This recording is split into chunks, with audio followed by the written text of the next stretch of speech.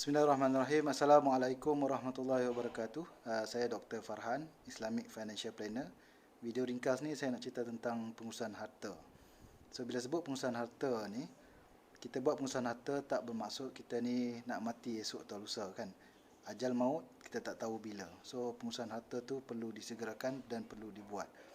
Yang keduanya, kita kata orang kita bila sebut pengurusan harta, dia akan kata saya tak ada harta. Sebenarnya tuan-tuan, walaupun harta sebentuk cincin besi pun dikira sebagai harta kita kan. Sebagai contoh, kita ada sebatang pen, kalau orang tulis mengaji guna pen kita, kita still dapat pahala. Harta sebatang pen pun kita kata masih harta kita. Jadi perlulah kita buat pengurusan harta supaya orang boleh manfaatkan harta kita tu semasa kita tiada besok. So pengurusan harta ni kita kata ada dua cara. Yang pertamanya, pertamanya kita urus harta tu masa kita hidup. Maksud dia sekarang lah, kita urus harta tu sekarang.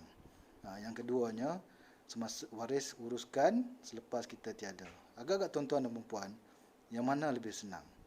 Kita uruskan harta tu masa kita hidup ataupun waris urus harta kita lepas kita tiada besok? So tuan-tuan akan fikir sendiri. Yang keduanya, kan, saya bersama Salihin. So charge yang dikenakan tu kita rasa macam kita nak buat pengurusan harta, kena bayar charge, cost kan. Kita fikir pasal cost. Kan, tuan-tuan dan puan kena faham, kos yang kita bayar pada untuk urusan harta masa kita hidup ni sebenarnya lebih rendah berbanding kita dengan kita tiada besok. Yang mana kos tu terpaksa ditanggung oleh waris sendiri, berkali ganda, dan terpaksa ditanggung oleh pihak lain, iaitu waris kita. So tuan-tuan, buatlah pengurusan harta sekarang dengan kos yang minimum.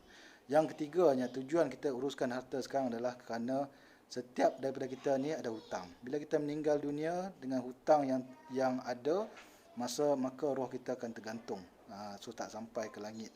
Jadi tujuan kita buat urusan harta adalah untuk menyelesaikan hutang-hutang kita. Ya betul, kita buat takaful, kita kata kita buat takaful tu bagus.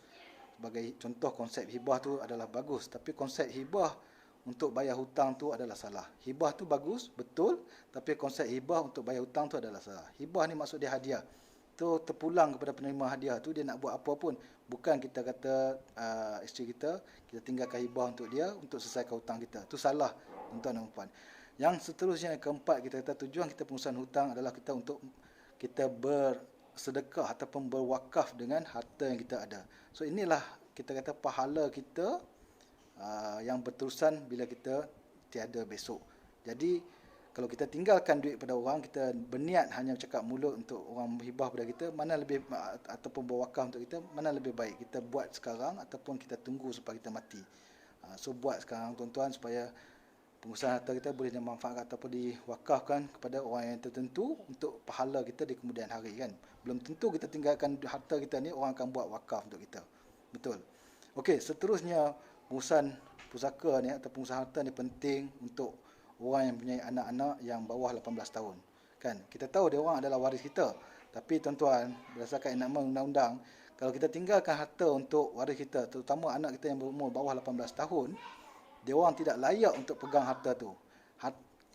Sebagai seorang suami, kalau kata kita meninggal, isteri pun bukan sebagai pemegang hak ataupun harta kepada anak kita yang berumur 18.